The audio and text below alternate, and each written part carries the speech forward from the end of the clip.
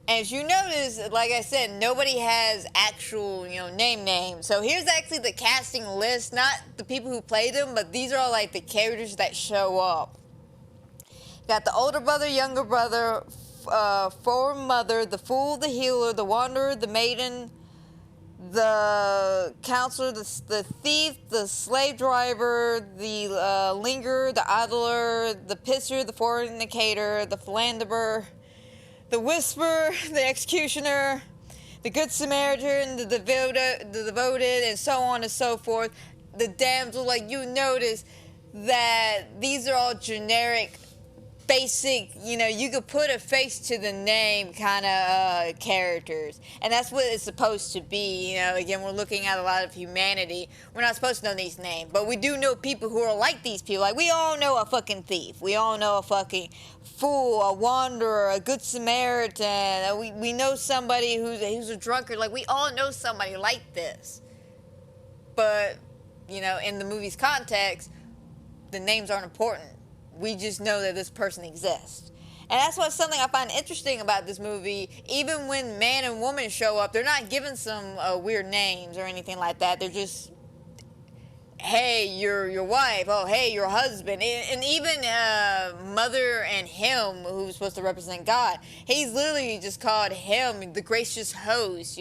There's no, they actually don't even call him God in the movie. They just call him like a gracious host. She calls him baby and darling, simple, pet couple names and shit.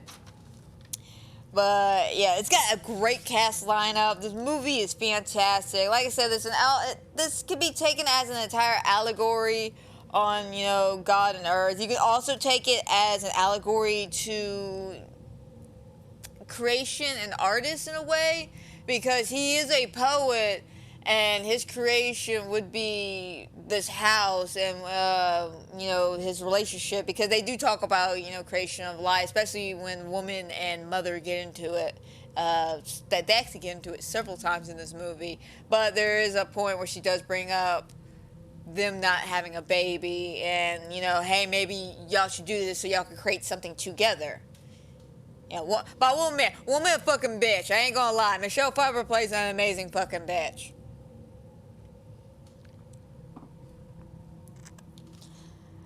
But also, when you watch this movie, though, just don't take it as a 1-to-1 ratio. Like, do not do that. Like, it's not going to be directly, like, paint by numbers to a degree of the Bible. There is religious text to it, especially in the first half of the movie, where you see, like, the creation of the earth to a degree. And again, I'll dive more into it when I go over the movie and stuff. But do not take it as a 1-to-1 ratio. And something else that I just found interesting about this movie is that the color yellow is everywhere. It's emphasized everywhere. The mother is drinking a yellow powder throughout the entire movie that calms her nerves down. She's painting one of the rooms in the house yellow, a very earthy yellow, I'm not gonna lie. There's a lot of urination. Like, I'm not even joking. There's like a lot of urination. There's literally in the scene where she's trying to help a woman and her child go to the bathroom, and there's just people lined up to go to the fucking bathroom. I'm not even joking. It's chaos. It's just pure fucking chaos. But the color yellow is everywhere. I'm not quite sure what it's supposed to represent, if anything. Something I read a little bit of is it's kind of an allegory or like a nod towards a short story called The Yellow Wallpaper, which I vaguely remember reading it in college. I should have looked it up before I started this, but if I remember correctly with the story, it was a short story about a woman who was like seeing a figure through the wallpaper or something like that. I cannot remember for the life of me, but I do remember reading it in college. I do remember, and I do remember enjoying it. I thought it was an interesting story. I just can't remember the story. Probably at the end of this podcast, I'll go grab my literature book, because I'm pretty sure it's in my literature book. I'll have to take a look at that. But yeah, the color yellow is fucking everywhere. Very earthy yellows, I will say, especially with the wall, like I said, that she's painting. It's very, very nice. I really wish I could have seen the house actually finished, but we don't get to see all that shit. But let's, dive in. I'll give you my simple thoughts and inputs on this, because it's gonna be. it's gonna be interesting. I'm not gonna lie, because religious topic in general is just a weird discussion to have with people. It's very touchy. There's two things you don't talk to your best friend about: religion and politics. And this movie is heavy influenced by religious texts and by fucking historical, not events, but historical accuracies of how we handle situations in life and how things progress from one way to another. But we start the movie with a figure of a woman burning, and she's looking into the camera, and of course, that kind of wraps around towards the end of the movie overall, but this is like the start of the end of a new cycle to a degree. And I will explain it if you don't understand, if you've never seen this movie.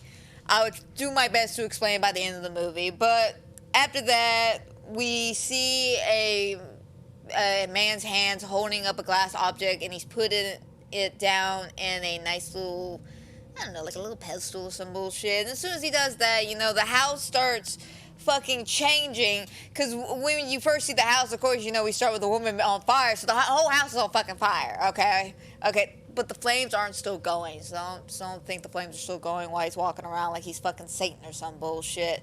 Now, it's like the ashes of the house, but as soon as he puts it down, the ashes revert, and everything goes back to this beautiful, I'm gonna be honest, this house is gorgeous. I love this house. Like, it's like a big ass circle house with this beautiful grand staircase and like a skylight. Like, this thing is gorgeous. Like, I wish I lived in this house. But it regenerates, and you see Jennifer Lawrence, who plays our titular main character, Mother, in bed, and she wakes up and she says, "Baby?" She starts looking around. As she's looking around, you get the sense that they're isolated, they're alone. And when she opens the door, you'll notice it's nothing but fucking forest everywhere. Like, there's no dirt roads, there's no airplanes, helicopters, kids running around, fucking giant robots stomping on the trees, nothing. It's just forest and this house. And she's standing there in this beautiful little nightgown, barefoot. By the way, Jennifer Lawrence actually requested and spoke to the director, I am assuming because she was dating him at the time, that it would make sense for her character to be barefoot throughout this entire movie. And it makes sense, again, with the thought that she is Mother Earth. You think of Mother Earth, you think of this beautiful goddess. Especially during the second half of this movie, when she's wearing I like to call it the Greek dress. And it's like a goddess dress. It flows so gorgeously on her. Even though she's supposed to be pregnant, like super pregnant at that point. But it's just a gorgeous dress, and it makes her look like a Greek goddess. Ah, God, love it. But, she's standing there, in her beautiful nightgown. She's, barefoot. Just, oh my God, look at the beautiful outside. And of course she gets startled as soon as she turns around, and there is him. Her love, her husband. And, he's, kind of says, oh, I was outside, I was trying to, walk around, clear my head, because you find out he is a poet, a writer, per se. And he went outside to kind of clear his mind, and of course, he's still not inspired. So, we then cut to her, of course, redecorating the house. She's working on it. She's mixing in colors, trying to find the perfect color. And this is where we get our first hint of the color yellow. And while she's painting, and this happens a few times throughout the movie, but Jennifer Lawrence's Mother, she puts her hand on the wall and can kind of feel the emotions of the house. And we get a visual indicator of her kind of seeing the heart of the house, and you see it slowly pumping and just going with life, full of life, and it's still going. So she, it's like, all right, yeah, we're doing good. So she decides to color the wall, or paint the wall this beautiful, earthy yellow color. I personally like it, to be honest. A lot of people don't, but I have a weird fascination with yellow. I think a lot of yellows are as long as they're not intense yellows. If it's just a yellow, that's kind of ugly. But if it's a nice earthy yellow or something, natural, like the yellow in this poster that I'm using for my thumbnail and shit. It's a very nice earthy yellow. I like it. But she can feel the heart of the house. She continues on working, and once she gets done doing some of that, of course she takes care of him, and she makes them dinner, and then they have this beautiful, beautiful moment. And I personally like this moment, even if you don't have the idea of them, being God and Mother Earth. It's still a nice moment for a couple. He's trying to write, and he's having problems writing. She's in this chair facing him, and you can see him, get like an inspiration for a second, go to write it down, and she looks up at him, and she gets kind of like, you can see it on her face, she gets really, really excited, like, oh my God, like, is he finally going to write something? And he goes to write, and I'm assuming it was not what he thought it was, or, the thought passed through his fingertips or something, but he just puts the pencil down and kind of, like, deep sighs. And, of course, you see her kind of be a little sad about it. Like, she's actually disappointed that he lost his inspiration for a moment. And that's kind of like a good love right there. Right there that shows you that she loves him. She honestly loves him and loves inspiring him and wants him to be happy and do what he wants to do and be good at it. She doesn't just want him to throw something out there and then go, well, I did my best and it really wasn't his best. She actually wants him to persevere. And you can see that all just from like a fucking look. But that's how talented Jennifer Lawrence is. I'm gonna be honest, I didn't really care much for the Hunger Games, but I did like her in that movie. I did. But while he's in the midst of, fumbling through his thoughts, we hear this little knock at the door. And of course, confused, it should be just them two in this entire fucking planet. They get up and go to investigate, and there is man at the door, Ed Harris's character. And he's sorry for interrupting, he tells him, God, it's going to get so confusing when I put him, her, it, they. Like, it's going to be so confusing when so many more people start showing up. But man is telling him that he was lost, that he was looking for a hospital because he's a doctor and a researcher and a teacher. And man insisted that he comes in and, he stays the night, go get him a drink, we'll get you some water, we'll feed you, just come in, my child, come in. And, at first, she starts kind of breathing, mother starts breathing a little weird, and, she's trying to, like, calm her nerves down and shit, because this is kind of overwhelming to her. And I'm assuming, it's just the fact that this person is coming out of nowhere, and she can sense danger, because the man is a fucking smoker. It's rather obvious. He actually lights up cigarettes multiple times throughout the movie. He's actually coughing because he's quote unquote dying, and we find that out later. But she knows something's up, so she starts breathing weird, and she does this a lot. Anytime she gets overwhelmed, or if something just doesn't feel right to her, she'll start basically having like almost an anxiety attack and needs to go, catch her breath, calm down. She can't do that. She'll go to the bathroom and drink this yellow powder.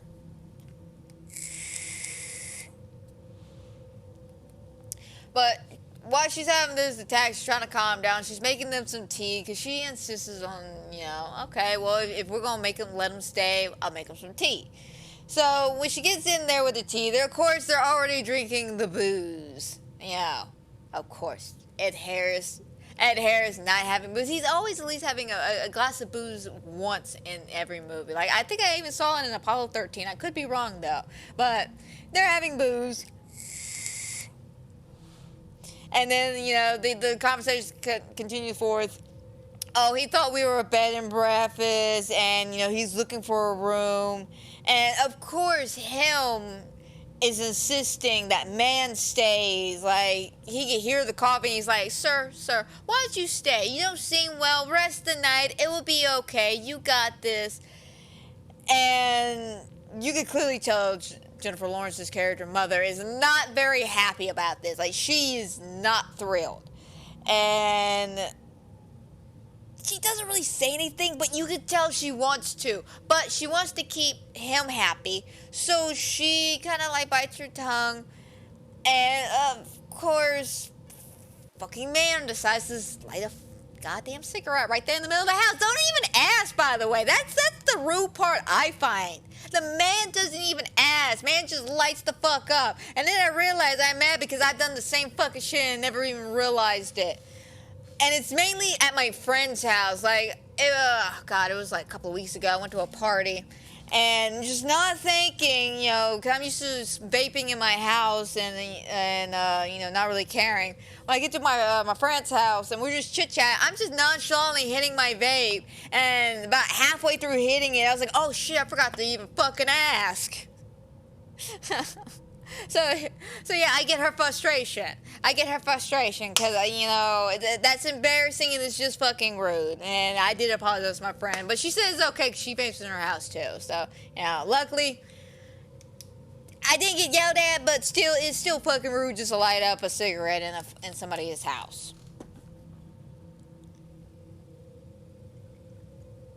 But he's like, oh, okay, yeah, I'll take it outside, you know, whatever. So she goes downstairs into the basement to go get some extra sheets and linens and stuff. And while she's down there, she sees there's something on this wall. She sees like kind of like an outline of a circle on the wall, and she's not quite sure what it is. She doesn't really take too much notice of it, so she kind of, you know, grabs her shit and then walks the fuck out. As she gets everything ready, you know, she's like pulling the bed, you know, making it comfortable for man and all this shit. She notices that, oh, excuse me, what? Him has let man into his study, and now his study is a private area. Now, I'm really assuming that the study's supposed to represent the Garden of Eden. Because it's supposed to, you know, be his private study, and later on you find out that once something gets I can't speak right this second. Once the glass object gets broken, he ends up boarding off the study for a good minute, and it's kind of an allegory for when he banished Adam and Eve from the Garden of Eden. So it's a little weird for her to see this man bring, basically, okay, let me rephrase this. It's weird for her to see her husband bring man into the study, which is supposed to represent the Garden of Eden, which is supposed to be a sacred place, and no one's supposed to be in there, but this random man shows up, and him, it's like, yeah, sir, come on in, check this shit out. And she goes up there, you know, just to see, you know, what's going on. You know, you're just like, hey, you know, this ain't normal. But, you know, she goes up there, and he is telling man the story of this glass object. And because he's just, you know, everyone's kind of, I will say, is breathtaken away by this object. Like, it's a nice object, don't get me wrong. It's just a little glass object, though. Like, it's like, doesn't really have a shape to it. It doesn't really have a form. It's just a little glass crystal almost. It's really pretty though, but a lot of people are just like enamored by it. They're like, oh my god, that is the most gorgeous thing in the world. But again, an allegory for the Garden of Eden. And he he tells the story of where it came from and how everything around him burned down to the ashes and dust, and through that ashes and dust, he found this glass object, and then he found her, which is, again, mother. And, why he's telling this, the man recognizes him, and says, oh my god, I'm a fan of your work, which means, again, he's read the poet. Now, I'm not sure what this first one's supposed to be. I'm assuming... Actually, no, I can't even assume the Bible, because I want to say in the part 2, that's when it's supposed to represent the Word of God. But I'm not quite sure what, you know... It could be the Bible, it could be something else. I don't know what his first piece of work is, but the poet wrote something, and you'll hear this a lot, but man does tell him, oh my God, I read your work, it changed my life. And that's something he loves to hear. He loves to hear it. And this kind of shows you in some aspects, again, if you look at this whole movie as an allegory for God and Mother Earth, it kind of shows you God's kind of a selfish dick. I'm not gonna lie, God's kind of a selfish dick. He abandons Mother several times throughout the movie. He doesn't listen to her for his adoring fans.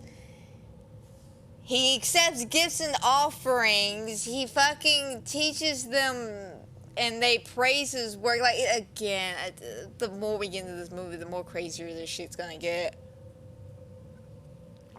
But yeah, no, it just kind of gets you thinking. You start reading between the lines and shit. Again, guys, don't take it as a 1-to-1 ratio, but you start reading between the lines.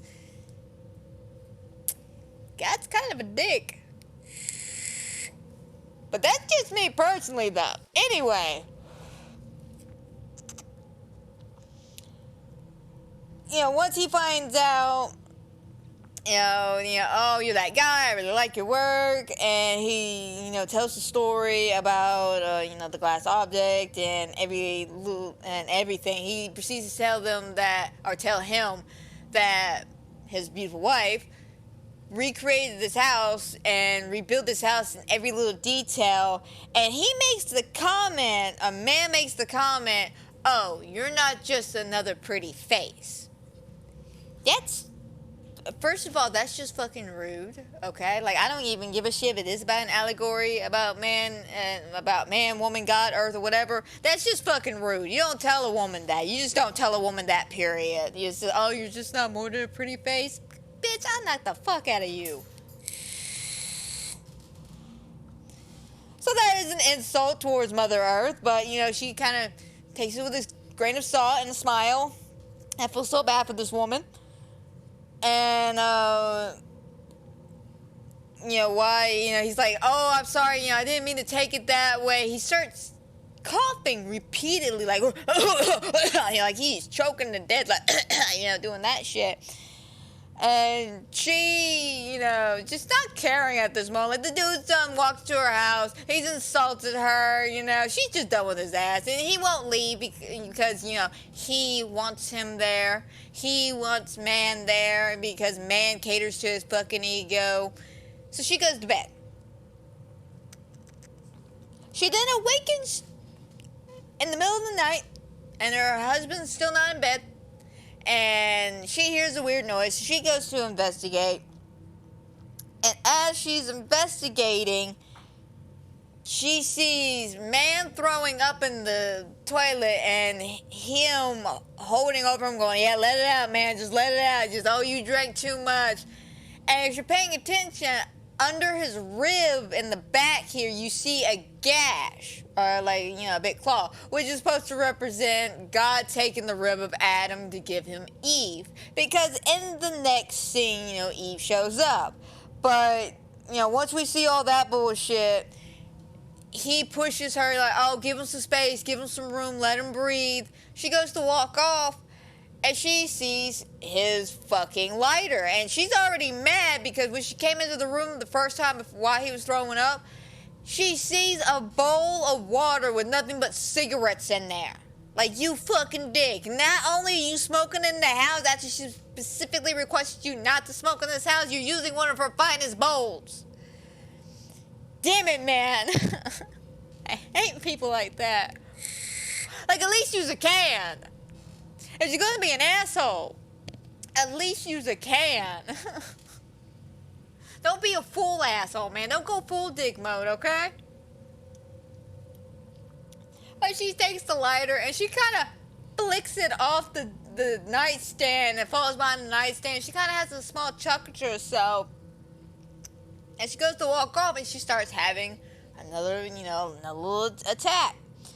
And while she, is having another little attack, she's looking around and she's noticing that there's black ash all over the wall. It's kind of showing the ashes of the previous house before, she woke up in the beginning of the movie, how it's kind of still seeping through, the earth. So she goes to the bathroom, she grabs this yellow powder, she pours it into water, and she drinks it, and she feels so much better. She goes to sleep, calm her nerves, and we have the next morning. Now the next morning, when she wakes up, she is cooking everybody, breakfast, trying to, I guess, lighten the mood, feel better, And something I noticed about the scene is she keeps asking, is he okay? Is he alright? And everybody keeps dodging the fucking question. She's talking about man. Because while she's cooking, him comes in, and he's just like, oh, I was inspired by the man's journey and about everything he's been around. And it's great to be around somebody who admires my work. And she's just over here like, bitch, I admire your work too. I love your work. And he's just like, sure you do. And then walks the fuck off. And it's just like, dude, you just like slapped your bitch in the face with words. Like, fuck you. But, why he says that, he goes to the bathroom and she's like, so is he feeling better? What? Is he feeling okay? Yeah, he's fine. Hang on, I'll be there in a minute. And then man actually walks in, and he's like, morning. She's like, yeah, morning. How do you feel? And he's short with her. He's very short with her. He's like, I'm good. Are you feeling better? What are you talking about? And then he steps outside, and it's making her feel like she's crazy. And I feel like I'm going crazy because we all saw that this motherfucker was throwing up. He's got a gash on his ribs. And we're like, hey, man, you all right?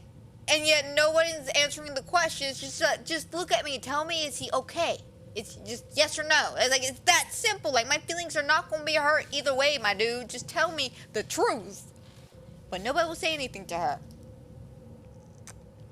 So why everyone's avoiding this question about if he's better, the doorbell rings. So she, frustrated enough about the situation, says she'll go check it out. As she opens the door, there is Michelle Pfeiffer woman standing at the door. And of course, man comes in, embracing, and she's like, oh, I'm his wife, and she's looking at him like, hey, bro, did you know he had a wife, and like, no, but now I do. Like, yeah, now I do too. Why are they here? What are they doing here? Before we get any questions or answers, the fucking breakfast is burning, so they have to run in there and go get it. And this is where, like, everyone gets, like, a stupid moment. I'm not gonna lie. Alright, so guys, just a little fun fact. When you're cooking with cast iron skillets, right? Because they're iron, and especially if you're on a fire stove, not an electric stove. Granted, an electric stove still does the job, but the fire stove really adds the heat factor to it. The shit gets hot, okay? Now, anybody with basic cooking and understanding of equipment, knowledge of fucking cast iron skillets and pans should know it gets hot. Granted, most pans get hot, but a lot of pans also have little rubber grips and shit that can help you out with that shit. Not cast iron skillets, though. You can use them to beat somebody. Rapunzel did it all the time in the movie Tangled. She beat the fuck out of Finn with it. I'm surprised the man didn't have a concussion, but the point is, that shit gets hot, right? Now, I can kind of understand Jennifer Lawrence's character because, she's full of anxiety right now. There's random people in her fucking house. Oh my God, I feel like a terrible hostess because everyone keeps complimenting my husband but ignoring me. So I can kind of get it. She goes in to go grab the cast iron skillet. Burns her hand. Oh, it's hot. Drops on the floor. Fucking Michelle Pfeiffer's woman walks in, being the dumbest bitch I've seen all day. Oh, let me grab it. Ow, that's hot. Nah, shit, bro. Here's your sign. But this is like the only fucking time we actually get to see her, woman, be nice. I'm not gonna lie. From this point on, after this, she's not nice. She's sexual, she's deviant, she's a fucking bitch, but she ain't nice. But, of course everybody burns their hands, and they're laughing about it, and they're, icing their hands up and stuff like, hey, that my thing is, as well, something I noticed, is that everybody cared that woman hurt her hand, but nobody seemed to care that mother hurt her hand. They're all like, oh, get her ice. What about mother? What if mother needs some ice?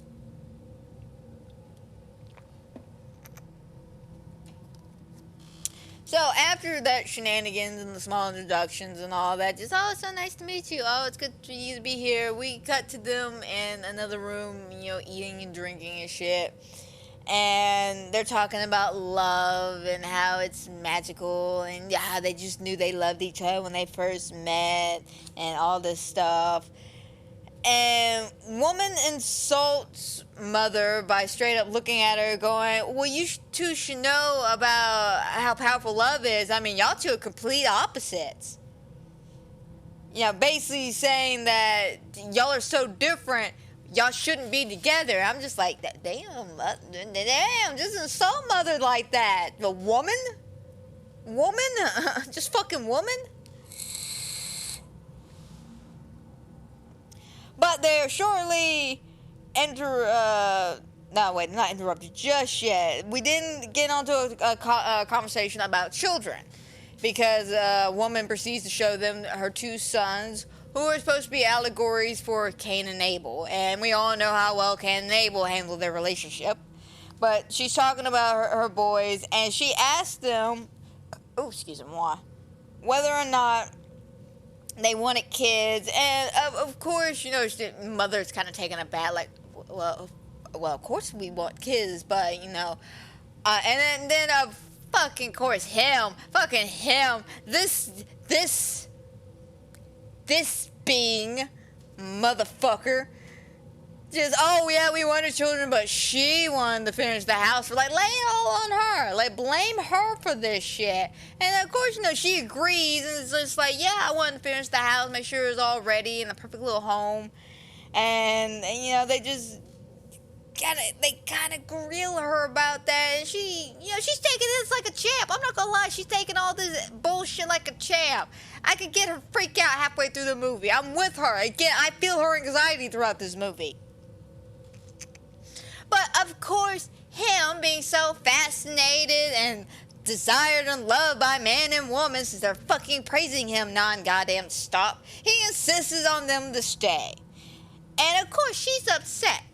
She's like, I want them to go. Make them go. And he's just like, where are they gonna go? Where are they gonna go? Seriously. And I'm just kind of with her, like, I don't care where they go, just not here. Like, this is my house. My house. And they fucking their shit up. But, she unfortunately makes a comment about how, they need to leave so he can focus on his writing. And she's just like, and he's just like, oh, I don't want to focus on it, because anytime I do, it just hurts my head. I'm going to go work on something now, and just fucking walks off, storming, like he's pissed, like she did something wrong. Fucking asshole. Anyway, so the next day, she's fucking, actually it's not the next day, it's like later on that day, I'm assuming. She's fucking, painting the wall that nice little earthy yellow color I love so much, and Michelle Pfeiffer's character walks in with lemonade. And ain't no regular lemonade either. This is some strong ass lemonade. And let me just say, some strong lemonade. Now, something funny I found out about this scene. Apparently, Jennifer Lawrence actually had a line in the movie that she was supposed to say when Michelle Pfeiffer's character actually walks in with the lemonade. But she was so astonished by Michelle Pfeiffer's blue eyes that she completely forgot her line.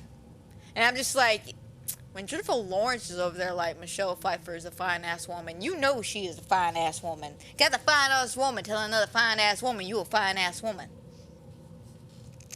Enough said.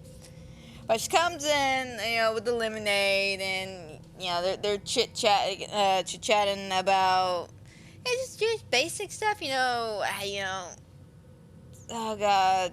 She asked for, first she asked for painkillers. And when she's just like, oh, no, I don't have any painkillers, I don't do anything like that. Of course, woman's like, are you sure? Are you sure? Are you really sure about this? No, woman, we're not. But I'm going to say I don't have any, so you'll leave me the fuck alone. Because she starts prying after having, a normal 2-second conversation of asking for painkillers. She starts, at first complimenting them. Oh, I'd like to thank y'all for y'all's hospitality. And your husband has been such a gracious host. And then like, after that point, she just starts prying. She starts fucking prying, you know. It's just, oh, show me a tour of the house. You know, oh, why, you know, tell me about this house. And, you know, mother's just like, well, you know, I rebuilt this house from the ground up after he lost it in a fire. And she's like, well, why didn't you just build a new one? Because this is his house. This is his house. You know, we created it out of love, damn it. Oh, so why no kids? And of course, you know, Jennifer Lawrence wants to say some bullshit, and Michelle Pfeiffer's just like, oh, no, I saw that look on your face when I asked you back there. Yeah, I know you want kids. You know, why don't y'all create something together? Since, you know, y'all both want it. And she just starts, like, laying on the sexual deviousness. Just going, oh, does he not want to fuck you because... She doesn't say it, but it's very highly implied about the age gap between them, or that he's just not sexually attracted to her anymore. But again, woman just being a fucking bitch, you know. Again, though, she plays a great bitch. Michelle Pfeiffer plays a great bitch. But she wants to go upstairs to the study, and of course, they're not supposed to go to the study. That's the Garden of Eden. You don't fucking touch the fruit. You don't touch the apple. You don't think about the apple. You don't sing about the apple. You don't talk about singing about thinking about that apple. Don't touch the apple, is what, you know, was always said. But she insists. But before she can go any further, they're interrupted because the men are back from their hike. Because they left early before Michelle Pfeiffer brought in lemonade that they were going to go on a hike to be inspired so he could write some more shit. Well, no, wait, I'll take that back. They went to go on their hike first. They'll be back in a minute. But they went to go on their hike to get inspired and all that bullshit.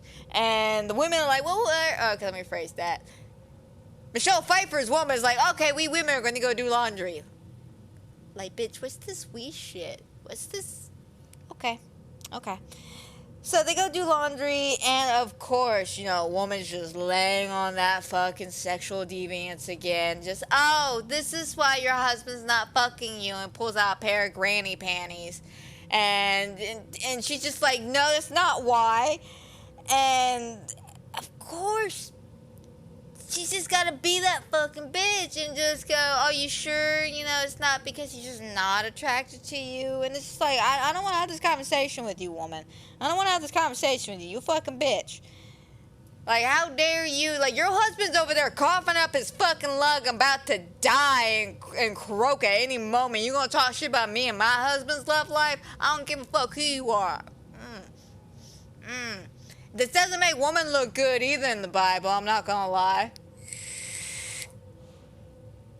Makes her look like a fucking selfish bitch. Does that mean all women are selfish bitches? Does that mean okay, now we're diving too far, and I'm thinking too much into this now, okay?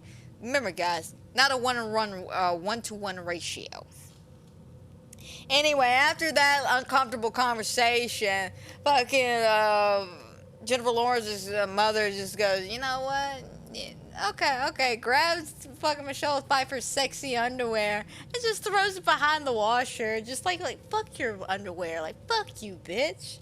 Like, that is some petty ass shit. I'm not gonna lie. She does some petty ass shit. But I love it. So, after that, you know, she goes upstairs and she sees the kitchen is a fucking wreck. I'm talking about lemonade everywhere. Fucking lemons chopped up, dishes everywhere, fucking cups stacked up.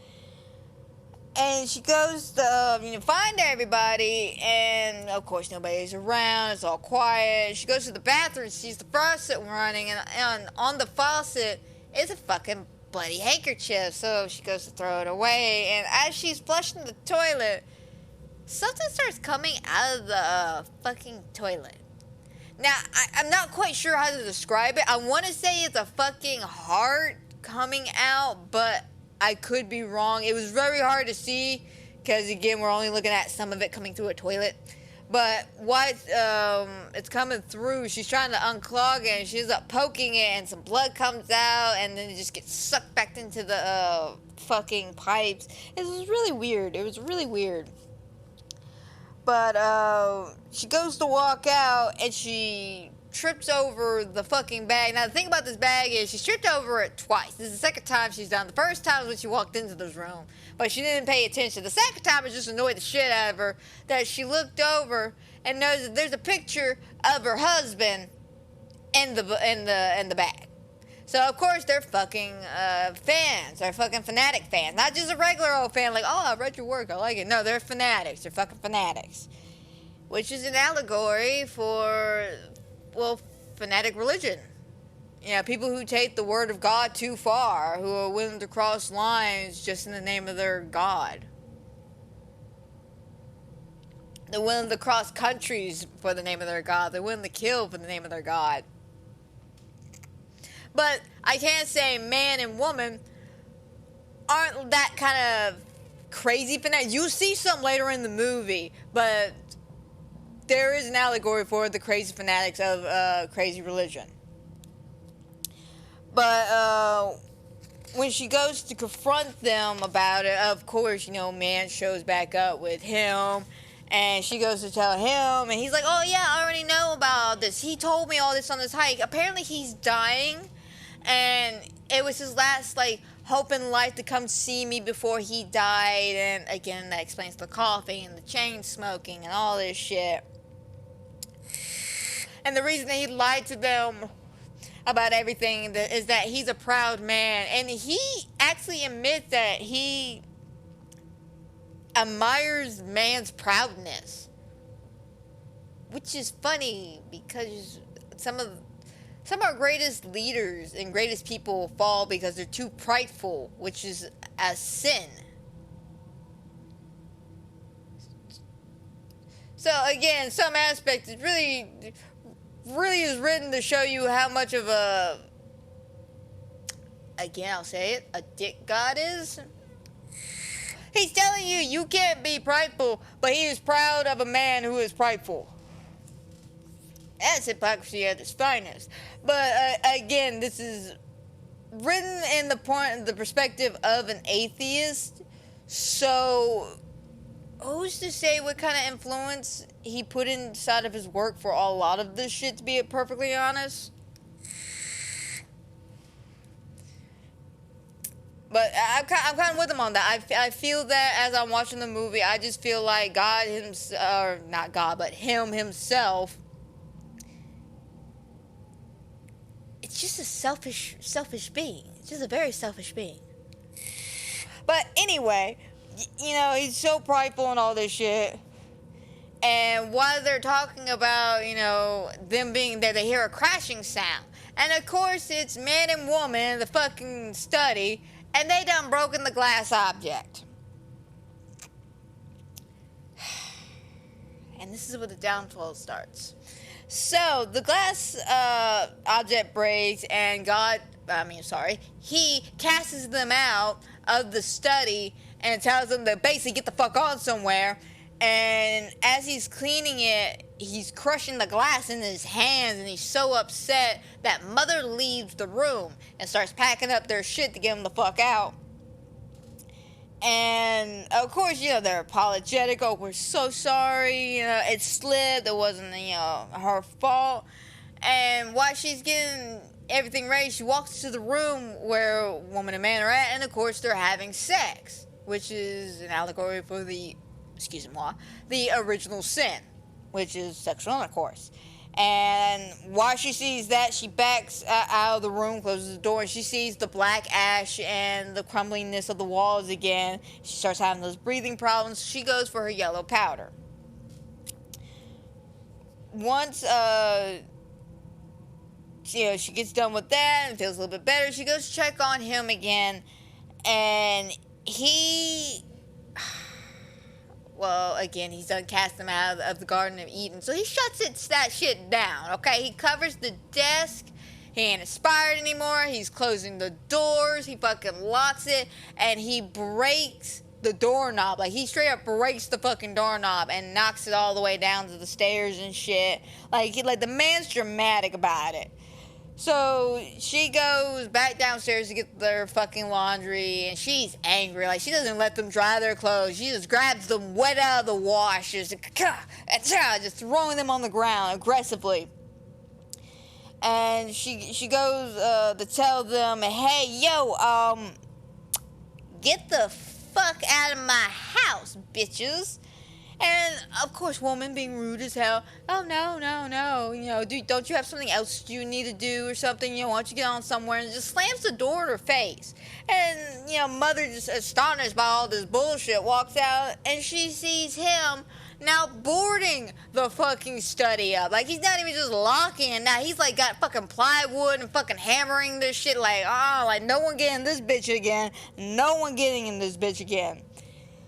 And in the midst of all this, chaos, the fucking sons show up. You have the first son, the youngest son. He comes busting on into the house. Mom, I need to talk to you. Mom, he read the will. And the older son then runs in, Cain and Abel, comes running on in. Oh yeah, run to mom, tell her everything. How can you do this to me? Apparently he got cut out the will, or got told he had to ask permission to do something. The point is, he wasn't happy about the will. And they get into an argument, and of course he tries to calm them down. He's just like, guys, did I get a quote from him on this? No, I don't think so. Yeah, no, I did not write the quote down. But he ends up basically trying to calm them down, and I can't exactly remember what he said. I should have wrote it down, but it doesn't work. The calming down does not work at all, and they end up continuing their fight to the point that, Dad tries to come in and stop this shit because his breathing problems, he, I need a minute, guys, I ain't like fucking Sebastian when he gets winded for no fucking reason in Evil Within. But they're trying to calm him down, and Mother's trying to stop the fighting between the sons, and it's just not working. And unfortunately, while they're fighting, they're breaking their house. Like, they're throwing chairs or knocking furniture over. And in the process, of course, the brother kills the other brother. Cain kills Abel. And Mother witnesses all this shit. And of course, he grabs her by the face and goes, oh, I didn't mean to do this. They were going to cut me out. They don't love me. And da-da-da-da. And she's just traumatized. Like, the fuck just happened? Like, why is this shit happening to me? And, of course, he gets up and he runs out the room. And man and woman show up and they try to, calm him, wake him up, make sure he's okay. And, of course, he's not okay. He's just been stabbed. So they decide they're going to take him all to the hospital and get him, patched up, see what they can do. And, of course, Mother is telling him, please don't leave me, please don't abandon me, let them deal with their own shit, don't do this. And he's just like, I'll be right back. And it's sad, it's really sad, because she is traumatized. It's like she is traumatized and no one gives a fuck. And it's really heartbreaking, especially if you keep thinking about the fact that we are doing this to Mother Earth. We're traumatizing her and we don't care. And it's really upsetting if you think about that. But even in the sense of this is just a woman having to deal with this craziness in her house, it's still upsetting because she's been through some shit. And it would have been nice for him to at least, I don't know, hug her, tell her it's okay, kiss her on the forehead, I don't know, pat her on the fucking head, tell her she's a good girl, I don't know, my dude. But straight up just leaving her alone in this house, covered in blood, it's not the way to go. It is not the way to go. So she, of course, is standing there by herself. It's dead quiet. Nobody's around. It's like they just vanish out of thin, fucking air. She goes in the house and she starts cleaning herself up. And proceeds to clean the blood off the floor. And while she's cleaning it, you could basically see it rotted. It rotted through the floor all the way to the basement. And she puts her, her hand against the floor to feel the heart of the house, like she did earlier in the movie. And of course she sees it and it's turning black. It's slowly beating less and less, and it startles her. So she, of course, she sees the hole in the ground, and she decides to go to investigate it. So on her way down to the basement, she flicks on the light, and the light bulb is just covered in fucking blood. And because there's blood in this light bulb, and we have to have horror movie effects here, the fucking the bulb explodes and blood goes everywhere, dripping on the walls, just catering the fucking walls down, just coating it down. And you can then see the blood outlining the circle. Now this is actually a full fucking circle now. Like, not just like that might be a circle, that could just be the way the bricks are. No, this is clearly a fucking circle. So, she starts digging it out because, she knows it's like kind of like a wet, like the inside of the circle is wet. She starts digging it out. It's a fucking door. It's a fucking door leading into a further bit of the basement that has an oil drum right there. Yeah, she doesn't really think much of it. She's just like, okay, whatever. And so she goes upstairs. When she gets up there, she notices that the fucking door is open. Even though when, she went down to the basement, she locked all the doors, which, by the way, I forgot to mention that. She locked all the doors. Like, she closed every single door and window before she went down to that basement. And while she's in there, scouring around the house because, someone fucking is back in this house. And, of course, it's the brother that, it's basically Kane in the house. Asshole came back for a while because during the fight, him and the dad got into it. And he's just like, is this about the money? And he's like, oh, you're dying, old man. You think it's all about the fucking money? And he knocks the wallet out of his hand. And, of course, it's about the fucking money. Of course it's about the fucking money. Because he came back for the wallet. And he looks at her and goes, so you do know what it's like. Referring to what he said to her about you don't know what it's like to not be loved and be abandoned. And when he realized that she was left there abandoned, he's like, oh, so you do know what it's like. And of course he leaves. And as, she goes to kind of chase him down and close the door behind him, he shows up. And, oh my gosh, poor woman at this point, her anxiety's probably through the fucking roof. Through the fucking roof! She breaks down, she's like, you abandoned me, you left me, how could you do that? And he's like, I'm sorry that you just needed me, Oh my god, it was so horrible. What happened? He died while I was holding his hand. And he, proceeds just to talk about just the moment of death, how it was like weird but interesting to be there and to witness this and see them cry and hear life in the cries. He gets very, like I said, he gets very poetic because he is a poet. According to the credits, he's a poet. So of course, he speaks very philosophy-like. He's just like, hey, let's go take a shower. She's like, yeah, I'm there. Let's go take a shower. And before she goes to take the shower, of course, she goes back to the bloody floor where she cleaned up. And she pulls, the rug over just to pretend like, hey, it's not there. We can act like it's not there. And when she gets up there, of course, he's a typical fucking man. Typical man, just in general. Just pass the fuck out of his goddamn towel. Like, oh, yeah, let's go take a hot, steamy shower. Like, bro, you couldn't give me 5 minutes to finish turning off the lights downstairs. No. You just had to fucking go now. Okay. So, once you get up there, and of course, they go to sleep, and they wake up to people in their house. And this is part of some of the anxiety. But this entire scene is just an emotional roller coaster. I'm not gonna lie. This entire segment is just an emotional roller coaster.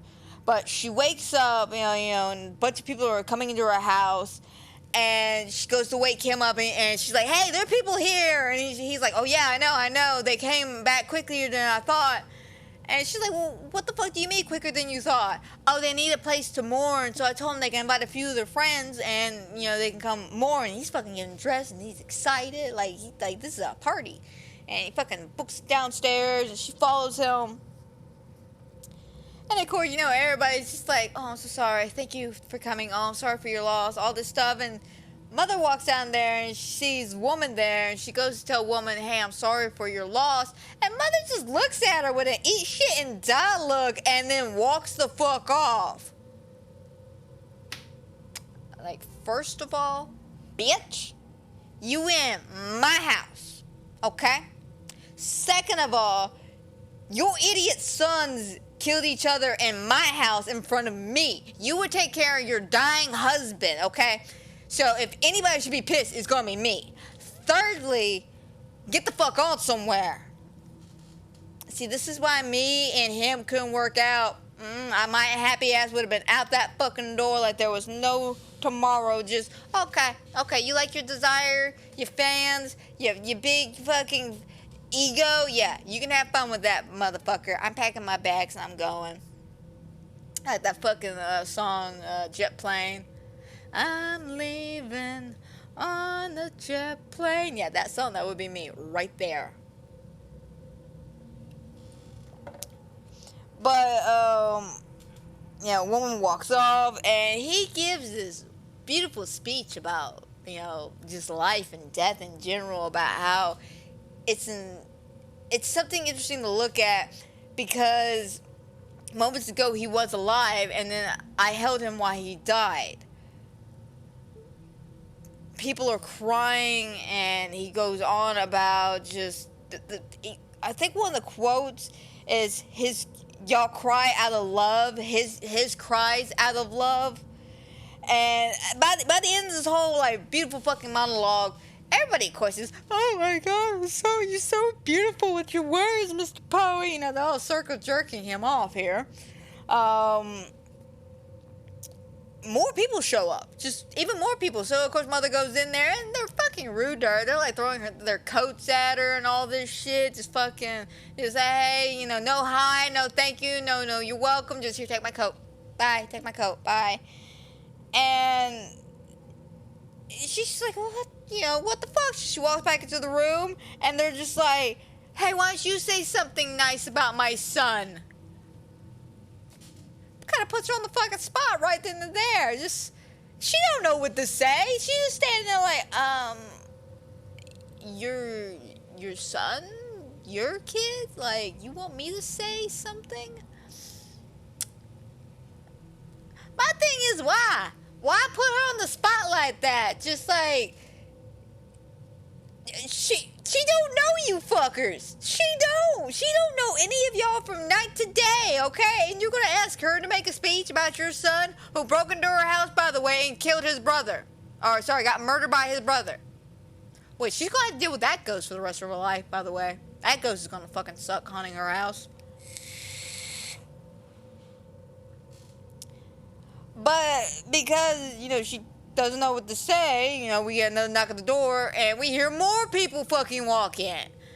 And this is where my anxiety levels start spiking up, because I've been in houses like this, you know, not like as gorgeous as this house with the skylight and everything, but I have been in houses where there's a lot of fuck people in such a tight little space. And it's very claustrophobic and very anxiety inducing, and that's all I feel when I see this scene. She goes again to woman, you know, after more people show up, to apologize again. And, of course, woman, you know, is just like, hey, I get it, you know. You just want to say you're sorry, I understand. And mother tries to, you know, be like, hey, you know, I can't really imagine. And, of course, fucking woman's over there like, of course you can't fucking imagine. You don't have kids. You never had kids. And, oh, God, like, I really just wanted to strength. Again, it shows you the amazing acting talents here by Michelle Pfeiffer. But it really makes me want to bitch slap her, though. Just don't, I'm trying to apologize because I feel like I have offended you, and you're over here like, oh, you can't imagine what I've been through. Like, bitch, you don't know what I've been through. And yet, you're still in my house talking shit. You still in my house talking shit. But, okay. Whatever, you fucking bitch.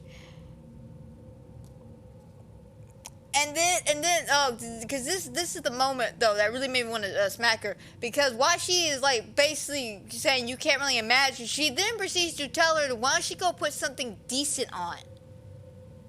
And she looks down, and of course, Mother's in her fucking nightie. You know, she's in a little tank top, or, you know, you can kind of see her boobs and stuff.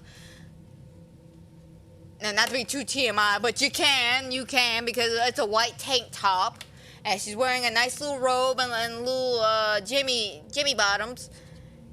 But again, she was in bed. It's the middle of the night. And you came into her house uninvited for a fucking wake. So why you gonna be rude, my dude? Why you gonna be rude? So she gets dressed, goes back downstairs, and she just sees people being rude everywhere. I mean, like, they're fucking up her shit. They're breaking her wall. They're leaving plates and dishes everywhere. People are sitting on furniture that they're not supposed to be sitting on. Like, it just gets out of hand. So she starts seeing the black ash yet again surrounding the house. And she goes to drink more of her yellow powder. And of course, she gets interrupted by a rude ass man. She got to close that door so she could finish her fucking drink. The guy's just like, oh, I'm just exploring. Like, bro, wander somewhere else. So she goes back downstairs, and while she's going back downstairs, she knows that her walls are messed up. Or not really messed up, but they're freshly painted. And when she gets down there, there's people trying to help. Now, this could be an allegory for the people of the world, that to prove that not everybody in this world is fucking cruel. Not everybody in this world is fucking evil. Not everybody fucking sucks. There are people out there that are trying to help. And these college students, even though, you know, they were kind of rude earlier in the movie, because we see them earlier when they're, I think it's them anyway. It might have been another couple. I can't remember. At one point, there was a couple that went up to their bedroom to try to have sex in their bed. And she's like, no, this is my room. This is my room. They're like, yeah, your room. Right. And they walk out. But they're trying to help. And she's like, what are you doing? Oh, we're just trying to help, you know, since our host's been so gracious, we figure why not help? She's like, don't help. Don't. Just put it down. Walk away. And of course, you know, they do. And she goes back into the kitchen, and there's this sink that she keeps telling people to get off of because it's not braced. So that means it can easily break. But every time she goes in there, there's somebody sitting on it. And they're fucking just making just all this ruckus and not listening to her. And this entire time, there's these two fucktards just sitting on this sink, bouncing up and down, laughing, going, oh yeah, no, it's actually really sturdy. The entire time that shit is happening, she's being accosted by a motherfucker who can't take no for an answer. And that shit pisses me off. I'm gonna be honest, like, if I was in that woman's shoes, I would have strangled a motherfucker by this point.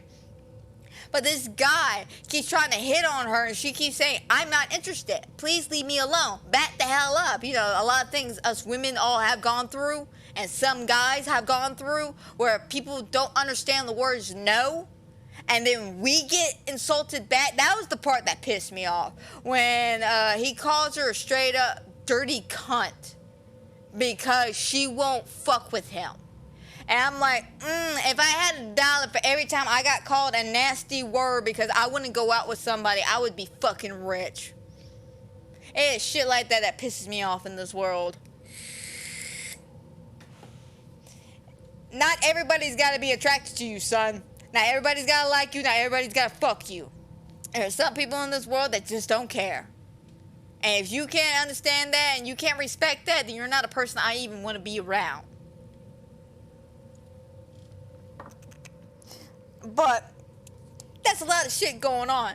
So the fact that, you know, they're not listening, she's being accosted by this dickhead, and eventually the two idiots break the sink, thus causing the abomination. What was it? What was it? It was supposed to be representing the Great Flood that we had. And it's supposed to represent I think, casting out of Cain, or something like that.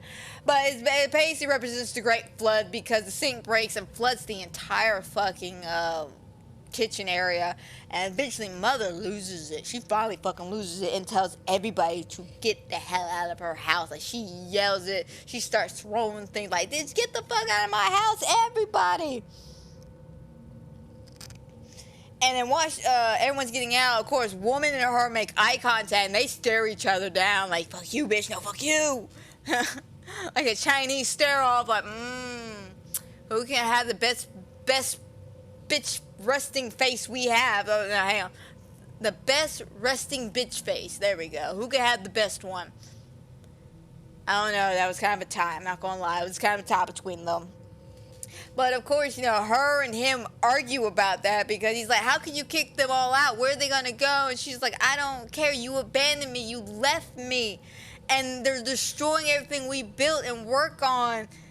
And eventually, it gets into an argument about them not having sex. She straight up yells at him and goes, is this why you won't fuck me? And he's like, excuse me? Yeah, you won't even fucking touch me. She goes to walk off, and of course, he grabs her hand. And they get you know, a bit of into a tussle a little bit. And then one thing leads to another. And she ends up, you know, having beautiful, passionate sex. But something that I found interesting about this scene is while they're arguing, you know, like I said, the sink's supposed to represent the Great Flood. You have a thunderstorm going on outside, and it's just pouring rain. So it really emphasizes the kind of the turning of a new chapter in some aspect, washing the area clean, per se. Because literally after, you know, the beautiful night passion, she wakes up that morning and she realizes she's pregnant. Like, she just knows right off the bat. She's just like, oh, I'm pregnant.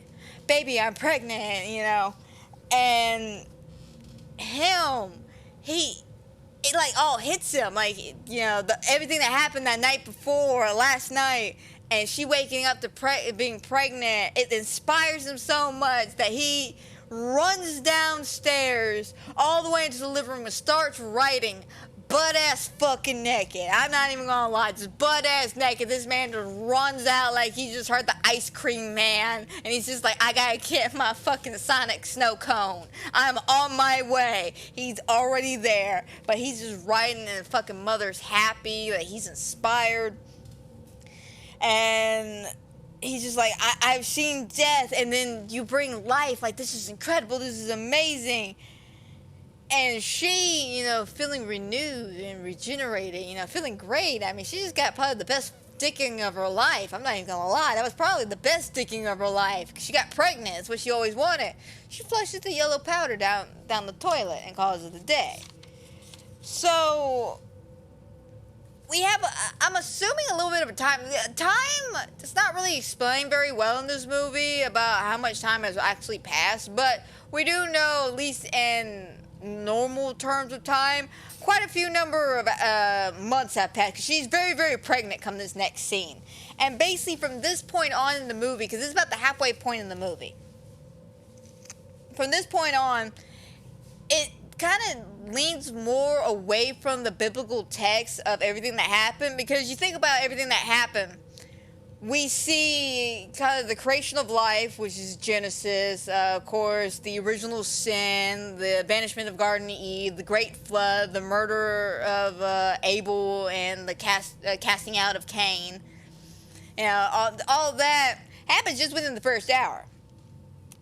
And by this point in the movie, like I said, we got the second half.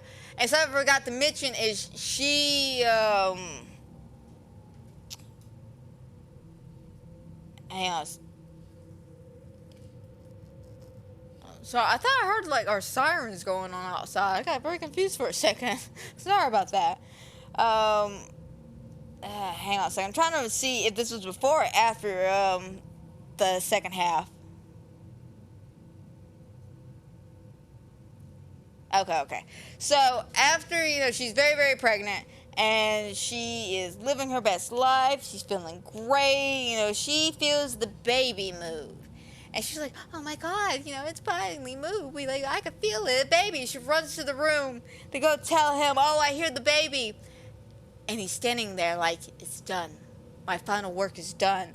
And I'm assuming this is supposed to be an allegory for the creation of the Bible, you know, the greatest work ever created by God.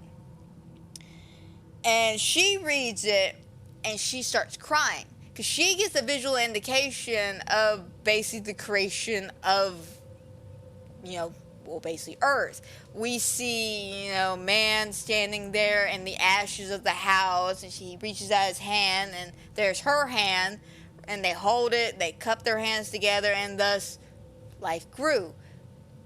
The grass grew green, the trees blossomed, the house became nice, and that's how the creation of life began. And it's just so taken away and like, oh my God about it, that, like I said, she starts crying. And in the midst of her crying, she looks at him with a kind of a saddened face, and she asks, am I going to lose you? And of course he says, never. And the phone rings. That should have been your first indicator that he's full of nothing but bullshit. It's fucking publisher on the phone. It's Kristen Wiig. I'm not even joking. It's fucking Kristen Wiig on the phone.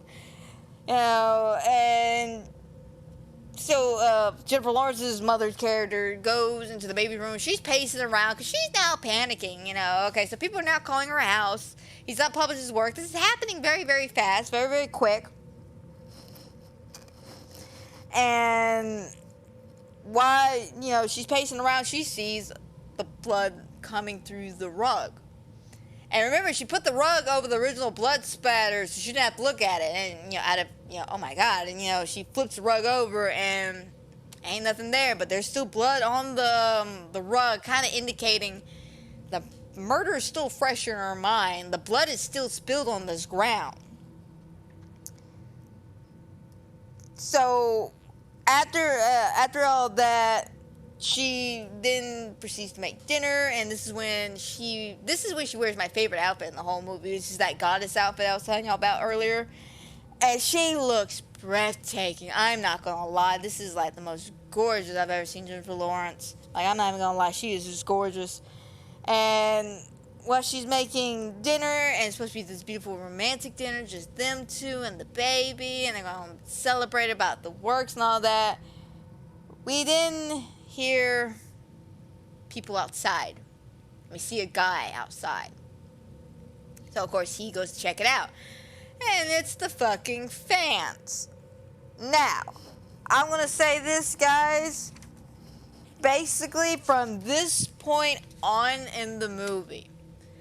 Yes, I say this a lot. You know, like I said, from the last half hour, or basically the last hour of the movie is nothing but anxiety.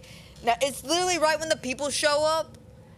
That is when my anxiety just through the roof. I'm not even joking. Like, I'm not comfortable at all. Whatever the hell happens in this fucking house. And this whole section of this movie just sticks with me. It's literally this scene and then a scene later on that just has stayed with me for fucking life. And again, I've only seen this movie twice. The second time was literally the first time in about 4 years that I've seen this movie. Okay? That's how much of an impression this movie has left on me. That I basically watched it one time, it stuck with me for about 4 years. And just rewatching it, it's just, oh God, just anxiety levels just through the fucking roof. More people start showing up to worship their fucking god, and she proceeds to pace around some more, and then sees the blood stain coming through the floor again. This time when she pulls the rug, it's actually there. It's actually through the floor. She can see it, and she's having like a flashback, PTSD flashback of last time people came into her house. More people show up. Right as, you know, she's getting very overwhelmed. She's like, baby, just send them away. And he's just like, they're my fans, you know, they're here. You know, you can hear them saying, oh my God, your words changed me. You know, it affects me in different ways. And even he admits that. He's like, I love how my work affects people in different ways. Which, again, you can, this is why I say it's an allegory for the Bible. Because the Bible, I'm just saying, just the normal Christianity Bible. I'm not talking about the Quran or anything like that. Just the normal American, UK, whoever else has the King James version of the Bible. You just take that just alone. People have interpreted it in so many different ways. I mean, I know religious people who look at, say, the gay thing in the Bible. You know, there's people who sit there and crucify people for being gay and wish death and hatred and fire and brimstone on them because, you know, in the Bible it states, yo, it's a sin, so they must perish and die, according to these guys. And there's other people who take the word and listen to it and go, well, yeah, it does say that, but that's the Old Testament. It says, though, to love thy neighbor as thyself, though. So, again, two different interpretations about the same topic in the Bible. And that's just, you know, what, I guess, eggs on, you know, the creation. And that actually, you can see that in real life. People have always interpreted the Bible in so many different ways. Like, I could read it one way, and you can read it one way, and we'll both get two different perspectives on it. Because we've both been through maybe same stuff, but we went through it in our own way. And that's the point of what a lot of these writings are supposed to be. They're not supposed to just be entertaining stories or just like a way of life. Like, you take knowledge from it, and you're inspired by it, and you learn from it. You don't just, this is how it's going to be, this is how it is, and you'll see what I mean as we continue further on.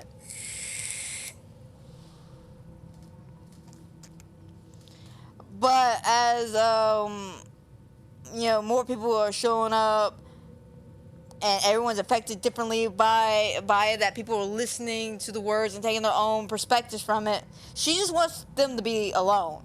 She just wants them to be alone, and he ain't having it. He's just like, no, my people must stay, they must stay, they must stay. And more people show up. Like, that's literally what I keep writing. It keeps getting bigger and bigger. I'm not kidding, guys. Like, I literally keep getting bolder and bolder with the amount of times I write. More people show up. Like, it just keeps getting bigger on my page. But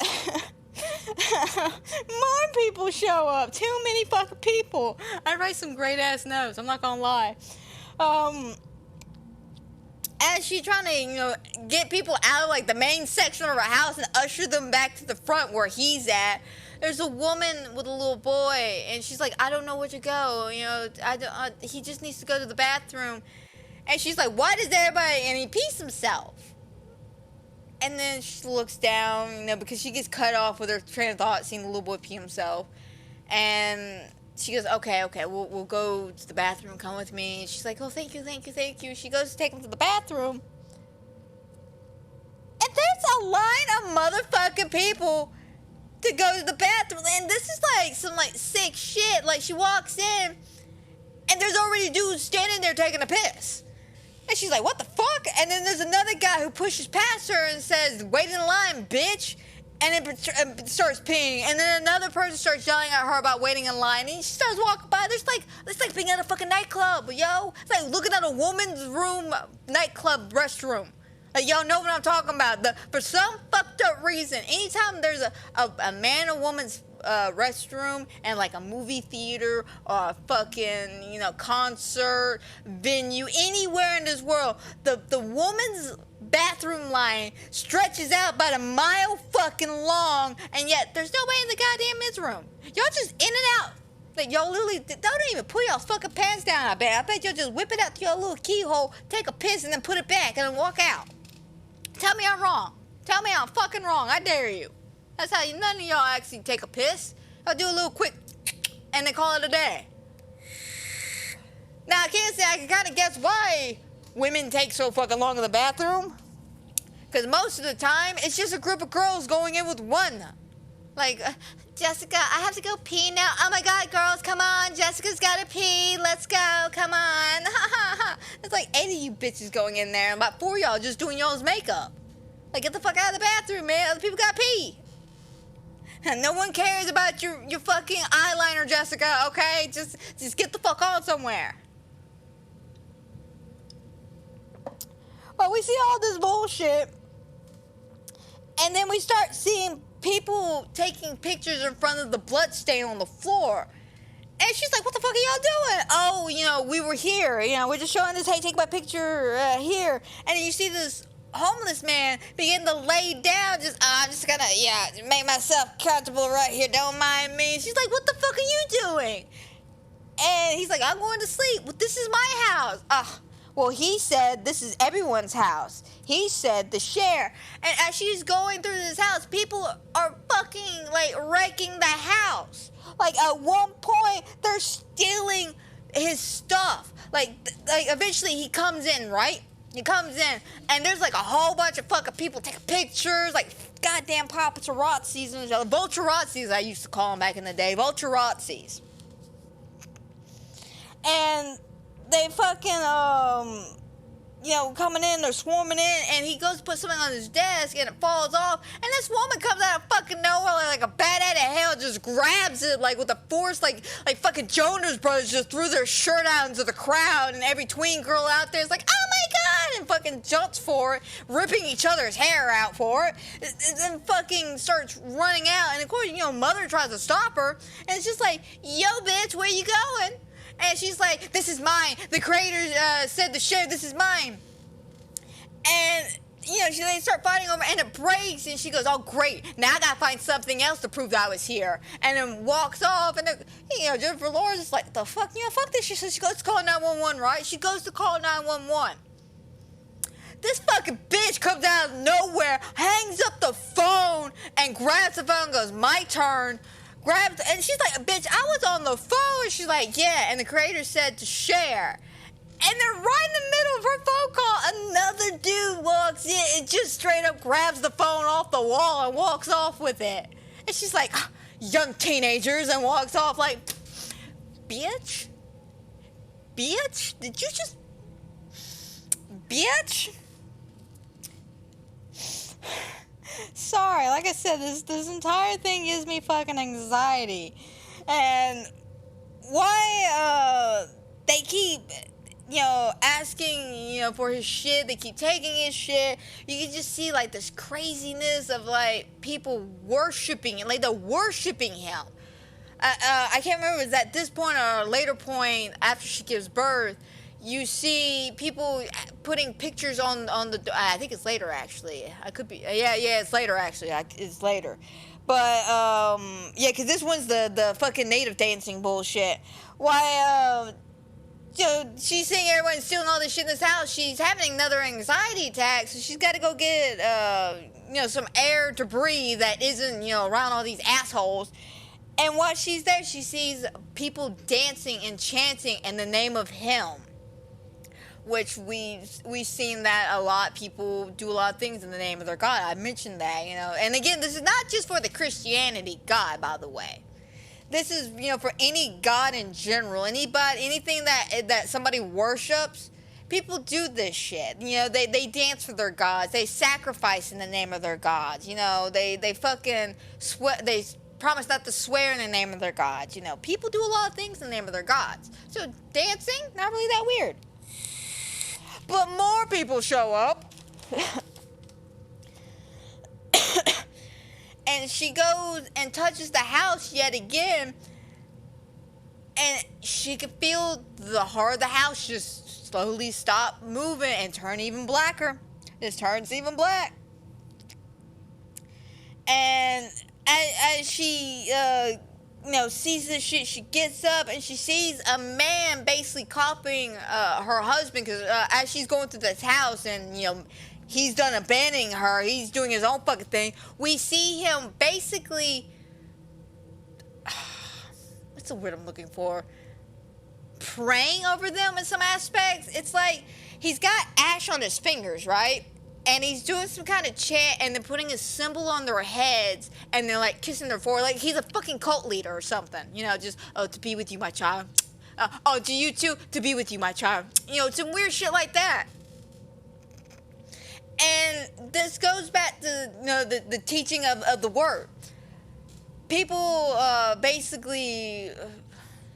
I'm not going to necessarily say false prophets, but people who take the word of God and mimic him, or try to mimic him. You know, if this is what God said, they try to mimic him. Now, a false, I want to say like more of a false prophet would be somebody who lies about believing in God just for money and shit, which we see that shit. You know, I think he's in the character lineup somewhere. But we do see, you know, someone kind of mimicking her husband, you know, again, in the eyes of organized religion, somebody mimicking the hands of, you know, the hand movements and gestures of God. And it's like when Catholics pray, you know, we all do the whole, you know, crossover head chest thing. Y'all know what I'm talking about. Y'all can't see this visually, but y'all know exactly what I'm talking about. You know, Catholics walk into the fucking church and they have to do the cross thing. I should know. My aunt was Catholic, so she made me Catholic for a while.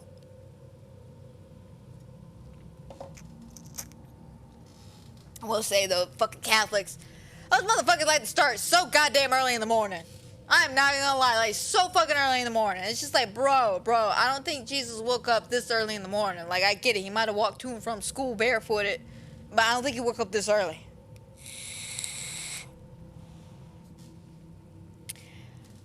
But why she sees, you know, the man mimicking him, you see him doing the axe trick and saying, his words are your words, put a memory on the wall. And it's the wall where he's done blocked off the Garden of Eden, and they're putting pictures of him everywhere, like an offering, like praying to him. So she just can't take this anymore. She really can't take this. Like, she's been bombarded. She's been yelled at. She keeps getting her picture taken. Like, at one point, I forgot to mention this about Kristen Wiig's character, but Kristen Wiig's character, of course, she's like, oh my god, the beautiful inspiration herself. It's so good for her to be here. Get some pictures, and kind of throws her in these pictures with her husband, and she keeps asking, you know, where's she going? She needs to be here. Oh, she needs to stay. And she's getting overwhelmed, so she wants to leave. So she decides she wants to fucking leave. But as she decides to leave, it literally becomes a fucking party. I'm not even joking when I say a party. Like, it's literally 1 minute, it's fucking worship and ashes and people going, oh, you know, praise be with you. And the next thing you know, you hear techno music and fucking people raving in the back of the house. Like, I'm not even joking. It is a motherfucking party. And they start breaking the house. Like, they're taking bits of the house, bits of the fucking archways, doorknobs, window frames, the leg of a chair. And she's like, why the hell are y'all doing this shit? And it's something he says, and it sickens me because it's true. It's proof we were here. The reason why that sickens me is because of the fact that the amount of people who have gone to sacred areas, like, what's the name of that flower area that was really, really popular back a couple of years ago, that had a bunch of beautiful poppy flowers and shit, and it was very rare, but because people wanted proof that they saw it, they would jump into the flowers and lay down and crush them and take like 20 Instagram fucking photos, post them everywhere, and then leave. And people were trampling all over these gorgeous flowers and ruining this for everybody to look at. You have assholes who spray paint their names and initials everywhere just to, oh, proof I was here. Why do we have to do this? Why do we need proof? Like, hell, think of the moon landing. The fucking moon landing. We have like a fucking fake-ass flag and some other shit up there. The proof that we were there. Who the hell do we need to prove that we went to the moon? Like, seriously, who the hell do we need to prove that to? What, God? What, the aliens are out there? Oh, yeah, guys. Yeah, we humans are stupid enough to leave proof that we were here. Take pictures. Don't leave shit. Just take pictures. Don't fucking destroy shit or take shit because you need proof you were there. It's one thing, you're walking on the beach, you pick up a seashell. And you're like, oh my god, this seashell's the best seashell in the world. I'm gonna keep this. Like, hell, I got a bunch of fucking seashells. When I went to Florida, you know, spent time with my sister. It was the first time I went to the beach in like 12 years or so. 12, maybe 13, 14 years. It's been the first time in so many years. So yeah, I want some seashells. But did I desecrate an entire beach just to get some? No. I just found some on the top, grabbed some, rinsed them off, and brought them home. You don't need to destroy shit just to prove you were there. And that's the whole point of this scene, is that they're destroying shit to prove that they were there, because we as dumb fucking humans do that shit. I'm sorry, I'm gonna lump us all together. We as dumb fucking humans all do that shit. Because we gotta prove we were somewhere. Anyway, she goes to grab her badge, and of course everybody's trying to stop her. You know, he shows up, and he's like, no, don't leave. And fucking cursing Wig's like, no, inspiration, don't leave. He needs you. And then it starts happening. The baby's coming. She feels it. And every time she has like a contraction, it's like the whole world except for her starts shaking, because it's that fucking painful, to kind of emphasize how painful childbirth is. Well, they start trying to push through the crowd and get her through, you know, because she's about to give birth, and of course everyone's grabbing onto her, to him, and then the fuck police show up. God damn, I don't want to talk about this shit. Not this scene. Like I said, guys, this section right here gives me goddamn anxiety. So the police show up, and instead of helping the situation,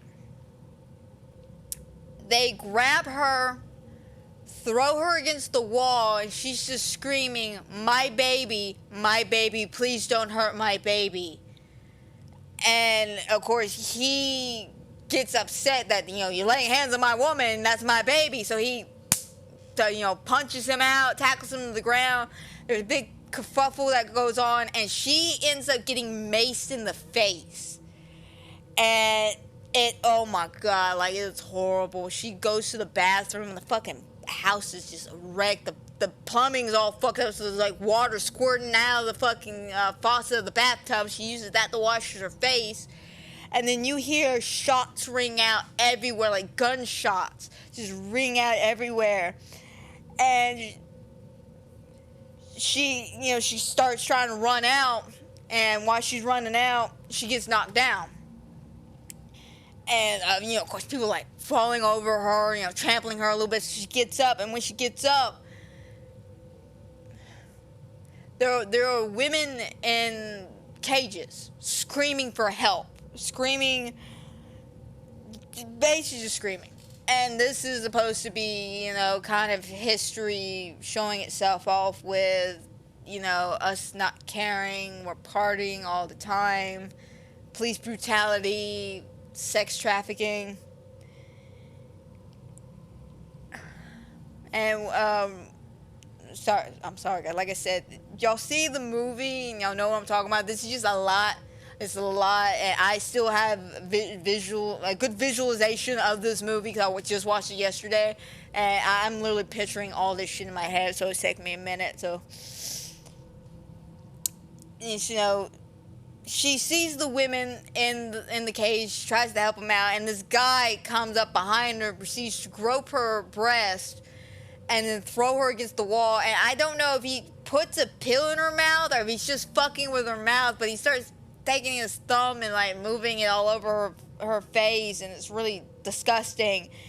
And then a riot team shows up and breaks all this shit up, and one of the guys notices she's a pregnant woman and goes, oh my god, I gotta get you out of here. And he picks her up and, he helps carry her to another room.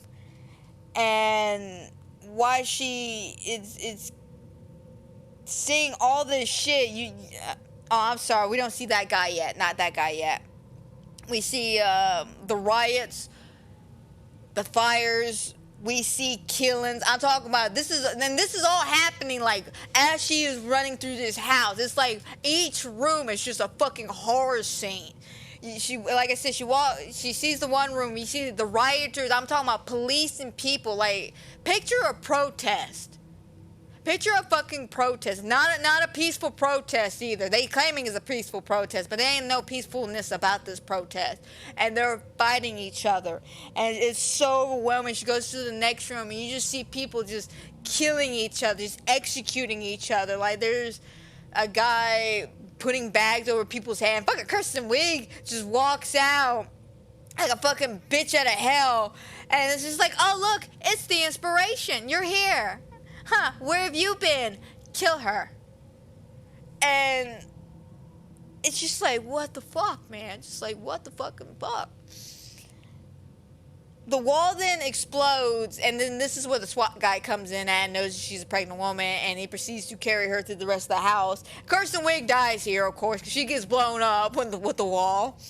And the riot officer, you know, or the SWAT guy is talking to her, and in the midst of trying to help her out, he gets shot in the fucking jaw and dies. So this poor woman is so overwhelmed, so stressed out, she proceeds to start crawling over these bodies to get the fuck out. She just starts crawling over these bodies. And eventually, fucking takes him long enough, he finally shows up, and he's wearing a fucking mask. Like, you couldn't bring her one, could you, asshole? She's pregnant, you're not. But he finds her, and of course, people, you know, as she, you know, he's trying to get her up and get her upstairs to a safe zone. You hear people go, oh my God, it's him, it's the poet. He hasn't forsaken us. And they say that because as she was going through the house with the SWAT officer, one of the rooms, I forgot to mention this, but one of the rooms, you see a bunch of sick people. Like, they're coughing. And they're the ones that give up, you know, the people who give up on religion in some aspects. The sick, the weak, the crippled, you know, and he's not here. You know, he's done abandoned everybody yet again. But they finally get upstairs, and they get to his office, the Garden of Eden. They bust in through the door, and they get everybody in, and she starts having her contraction. She gives birth, and of course this whole pregnancy, the birthing scene, of course, it's very intense. You hear the people chattering in the background trying to get in, you know, you can hear him, you know, just saying breathe, push, he's almost here, and she's just screaming, because this is such a painful moment for her. Actual childbirth is very painful, I've heard, but she gives birth, and then it's just quiet. It's just quiet. White light, everything is quiet, and all you hear is, it's a boy. Now, this baby is supposed to be an allegory for Jesus, or for innocence, you know, depending on how you view this, but it's a baby, a newborn baby. She asks him to tell them to leave so they can get back to the normality. When he steps outside, he comes back with fucking offerings. They bring you food and clothing, or food. And she's just like, I don't care, I want them to go. So he tries to go again at some point, and it brings back new clothes. And he's just like, they gave me more gifts. They just want to see the baby. And she's just like, no. They don't get to see this beautiful baby. Tell them to fucking go away. And of course he goes, no, I'm not going to tell them to go away because I don't want them to. Which, that's really heartbreaking right there. The fact that he finally admits the fact that he just doesn't want them to leave.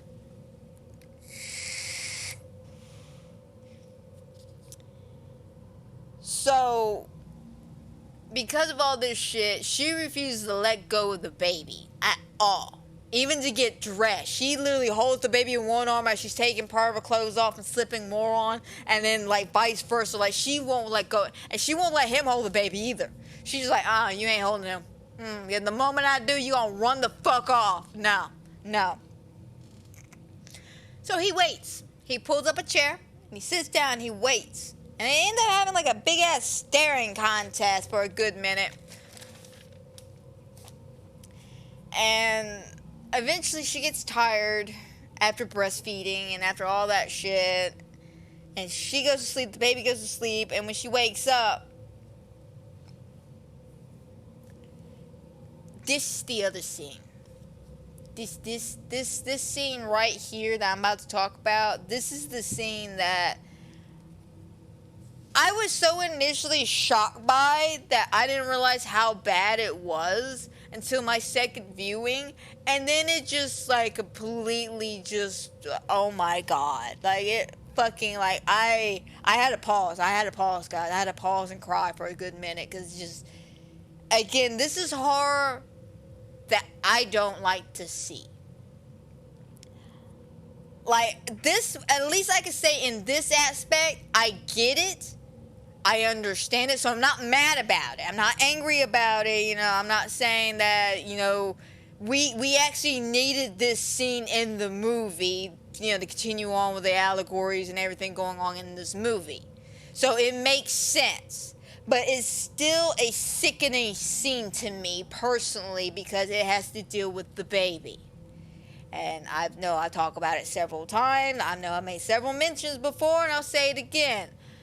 I do not like anything horror-related dealing with innocent children. I'm talking about babies, 4-year-old, 5-year-old, innocent toddlers. Now, they're fucking demonic entities or demons or some bullshit like that, that's fine. Fuck them up. I don't care. They're evil. But if they're innocent and they're just confused or lost, and something terrible happens to them, it breaks me. It fucking gets me every fucking time. And this movie, I'm not gonna lie, this scene in this movie broke me.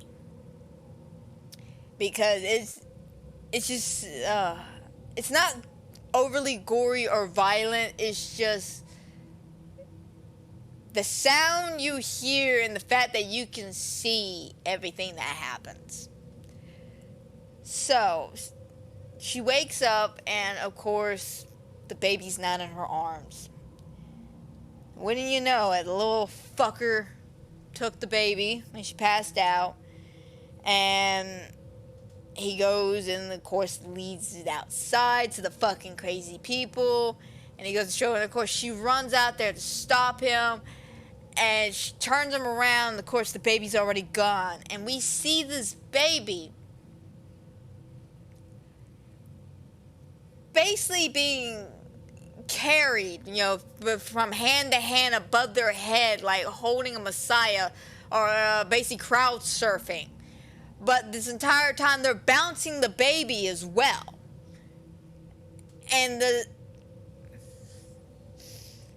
while they're bouncing this baby, they proceed to, you know, take the blanket off of him that Jennifer Lawrence put on him earlier after she gave birth.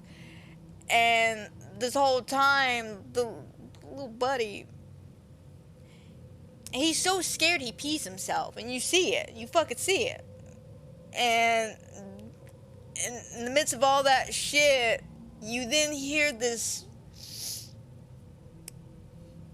basically hear a fucking bone break. You hear a fucking, like a straight up bone breaking. Like it's a horrible sound. That's a fucking horrible sound. But you see the way they were bouncing the baby, they broke his neck. And it's actually very horrible. It's very horrible to watch. I'm not gonna lie, it's very horrible to watch. And I can still fucking picture this shit. I'm choking up just thinking about it. But,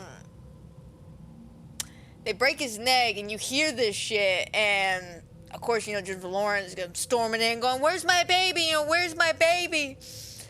And, you know, you know, she gets up to this preacher, and he's got, you know, the marking on his head from the ash, and he's just like, "Oh, he's not dead. He's always with us."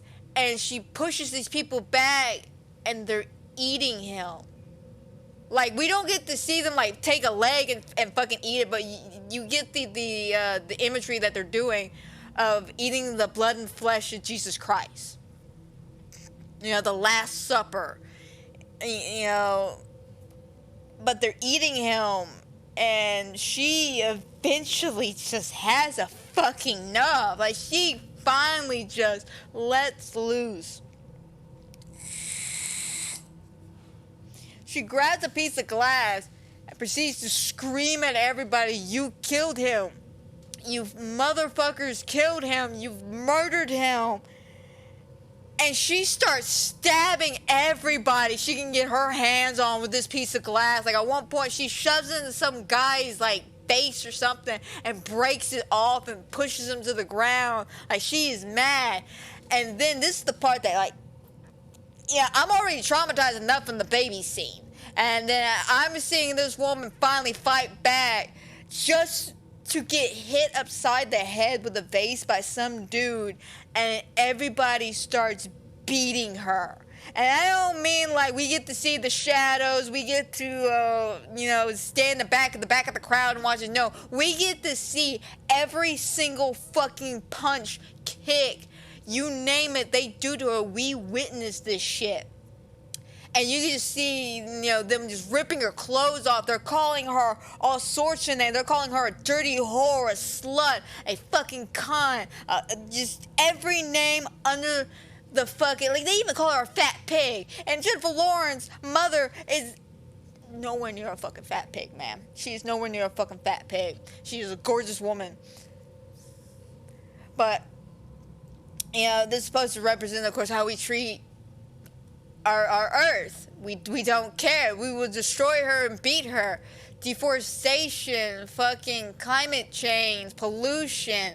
We're destroying and beating her, and we're insulting her. We're insulting her while we're doing it. So eventually he steps in, and of course, she's like, you abandoned me yet again, you left me yet again, they killed her son, how could they do this, how could you allow this to happen? And he says something, and I kind of agree with her reaction.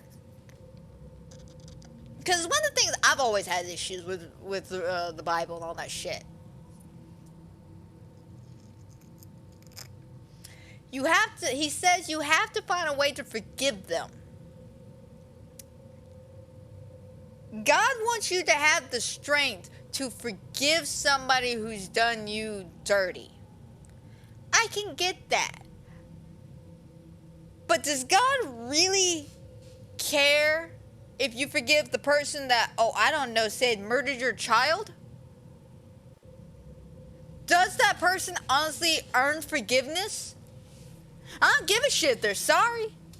I don't give a fuck. Murder is a sin and a capital punishment.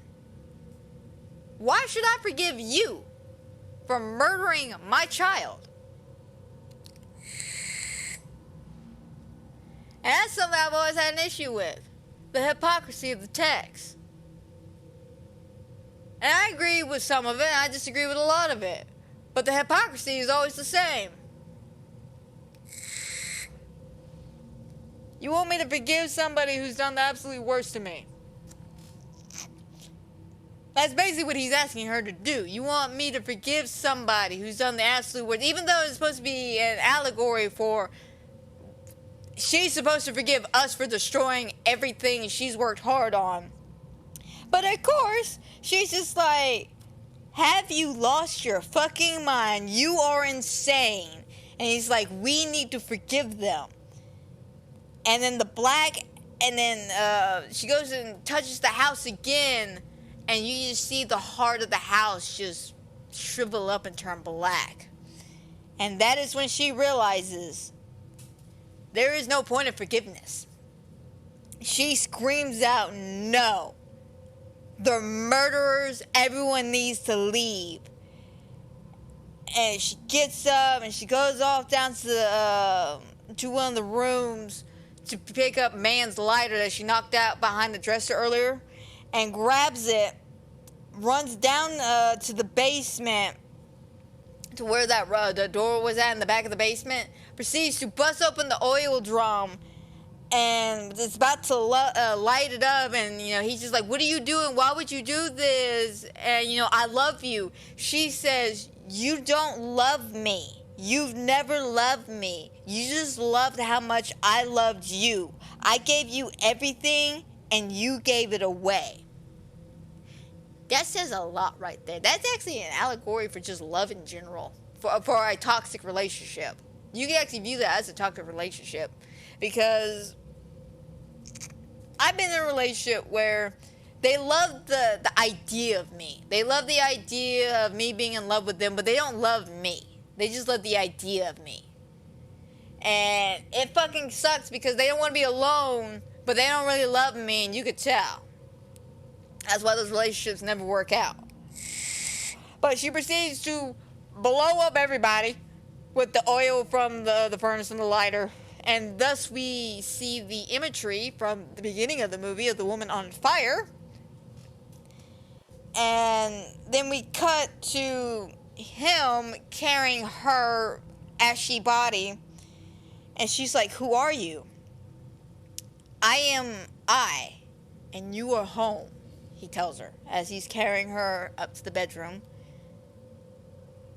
She asks, "Where are you taking me?" "I'm taking you back to the beginning."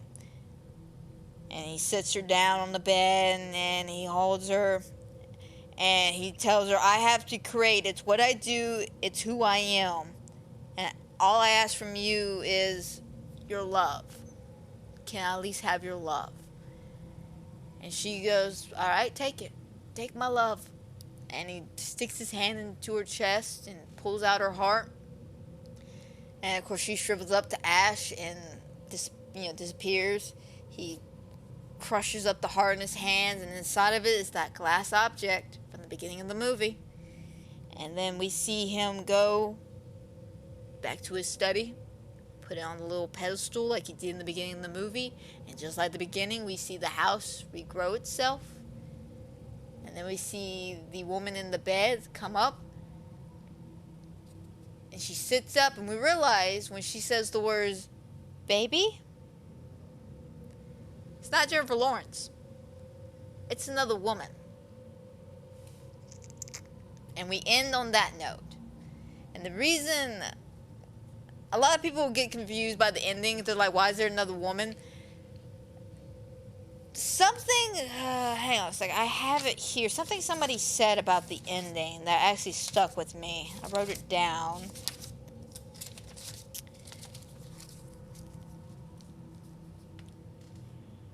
Let's see. The allegory: God abandoned earth for the stretches that time before the Messiah figure was born. Even persisted with a savior. Sorry, hang on a second. Wrong one. But before everything is, before the Messiah was born, Jesus, of course he was constantly abandoning her, and he abandoned her a fucking lot, right? But he's God. He is God, and I think the way they say it is, we all die, humanity and earth. God will simply do everything all over again. He needs to create, and the desire to love, to be loved from his creations. And that's the whole point of the story in some aspects, is God will do God things. Yes, we destroyed the earth, and she destroyed herself and destroyed all of us because we did this to her. Because even when presented with a savior who is totally innocent, mankind only kills and eats the flesh. And she is still abandoned by the Creator. So in a way, it's like looking at the circle of life. The vicious life cycle of, the sins of the Father, the sins of the Son, the sins we've all created, and all coming back on us. We destroy Earth. She dies, and yet we continue on. She may be the same, but she is not the same. She's also different. And, that's just life. The circle of life. And I like the ending. I do. The fact that it's going to unfortunately continue on. Like, I'm sure that's how the cycle's going to continue on. He's going to write something else. It's going to be inspirational and inspiring. And it's just going to start wars again. It's going to start famines and sex trafficking and all this shit because we are humans. And most of us fucking suck. A lot of us don't, though. A lot of us don't, but most of us do. And people are bad, and they're all over the place. But there are good in this world. And it's just trying to find the good. Like I said earlier in the movie, when she comes down the stairs, you see the people trying to help out. People trying like the SWAT guy trying to help her out. There are good people in this world. But there's too many bad people that are just going to keep destroying this world. And when she gets angry enough and bites back and destroys us all, well, let's not all sit here and act fucking surprised. Let's not get that surprise Pikachu face. Just, I mean, hell, look at what the hell is happening on right now. We got cracks and earthquakes happening all over the fucking place. We got fucking UFO sightings. Tell me this is not the end of the world. This is not Mother Nature going, all right, bitches. Y'all done fucked up. It is time for me to burn this whole house to the ground. But I love this movie, even though it fucking traumatized me. It traumatizes me in a good way because it's horror we don't get to see. It's real life horror. It's not horror where they shove the mirror into our faces and go, look how horrible we are. Like, look at us. We need to fix this. And that's some of the best horror you can get, because that's horror we don't see all that often, because that's horror we don't care to see. We know we're evil motherfuckers. We don't need a movie to tell us we're evil. But sometimes we do. Sometimes we need that cold shade of reality to remind us we have a time limit just like everything else. And eventually our time on this earth will end. And God will keep creating. The world will keep going. We just won't be in it.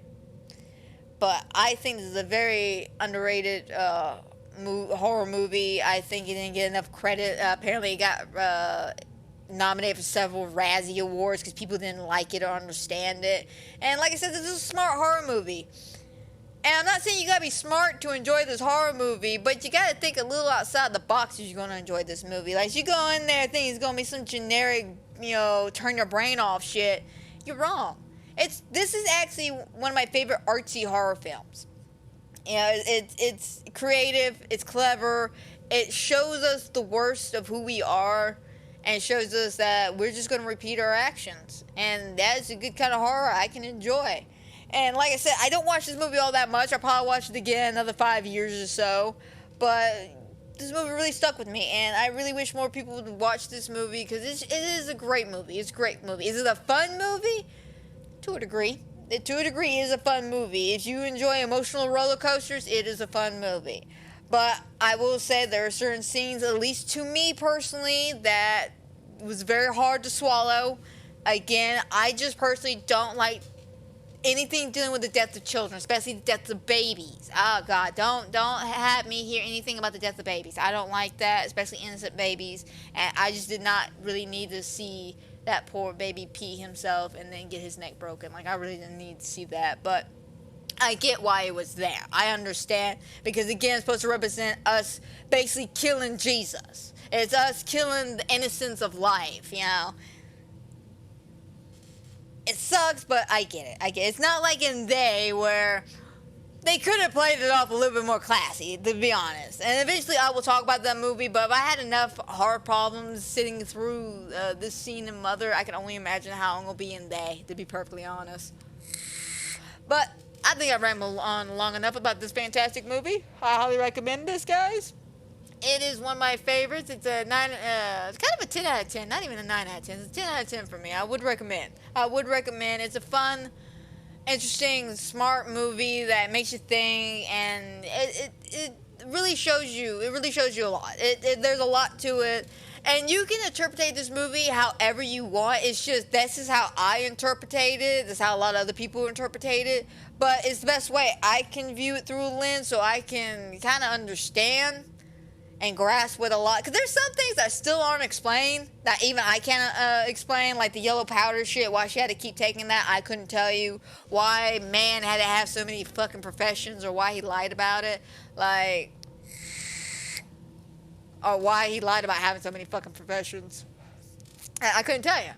But, it's still a great movie. But we're gonna go ahead and end this podcast here. I hope everybody who has watched, is watching, will watch. I hope you enjoy. I hope everybody has a fantastic and a wonderful night. And if you're watching this wherever, on Spotify, Anchor, or however you listen to this, please give this video a like, subscribe, and follow, because you never know what fuck shit is gonna happen. Trust me, I never fucking know.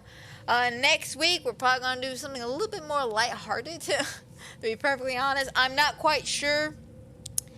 I need a bit of an emotional break from Mother. Like I said, it's a very hard movie for me to sit through, but I do love this movie. But I'll keep y'all up to date the best I can on the schedule. But that's a story for another day. So until then, my friends, y'all take care.